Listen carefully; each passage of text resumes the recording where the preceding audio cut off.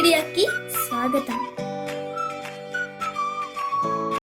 2014 మరియు 2019 సంవత్సరాలలో జరిగిన ఆంధ్రప్రదేశ్ అసెంబ్లీ ఎన్నికల ఫలితాలలో పశ్చిమ గోదావరి జిల్లా భీమవరం నియోజకవర్గంలో పార్టీల వారీగా ఎవరికి ఎన్ని ఓట్లు వచ్చాయి మరియు ఏ పార్టీ అభ్యర్థి ఎంత మెజారిటీతో గెలుపొందారో తెలుసుకుందాం. ముందుగా 2014 సంవత్సరంలో జరిగిన ఆంధ్రప్రదేశ్ అసెంబ్లీ ఎన్నికల్లో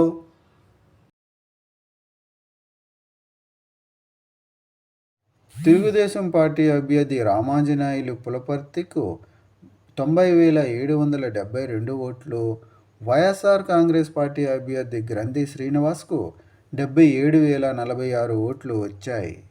2014 సంవత్సరంలో జరిగిన ఆంధ్రప్రదేశ్ అసెంబ్లీ ఎన్నికల్లో పశ్చిమ గోదావరి జిల్లా భీమవరం నియోజకవర్గంలో తెలుగుదేశం పార్టీ అభ్యర్థి రామాంజనేయులు పులపర్తి వైఎస్ఆర్ కాంగ్రెస్ పార్టీ అభ్యర్థి గ్రంథి శ్రీనివాస్పై 13,726 ఓట్ల మెజారిటీతో గెలుపొందారు.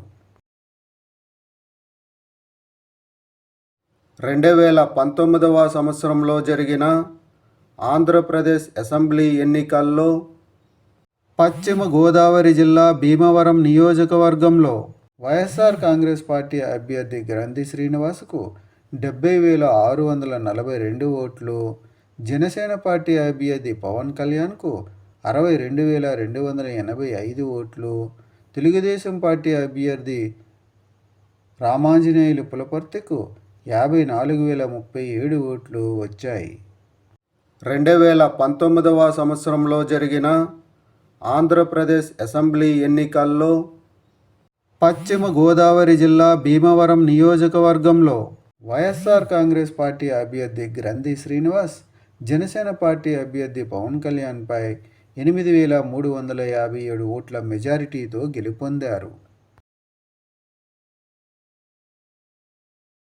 పశ్చిమ గోదావరి జిల్లా భీమవరం నియోజకవర్గంలో 2024 సంవత్సరంలో జరగబోయే ఎన్నికల్లో మీరు ఏ పార్టీకి సపోర్ట్ చేస్తారు అనేది కామెంట్ చేయండి.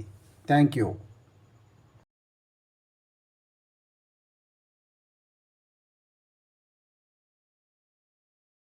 ఈ వీడియోలు మీకు నచ్చినట్లయితే కనుక లైక్ చేయండి, షేర్ చేయండి, కామెంట్ చేయండి.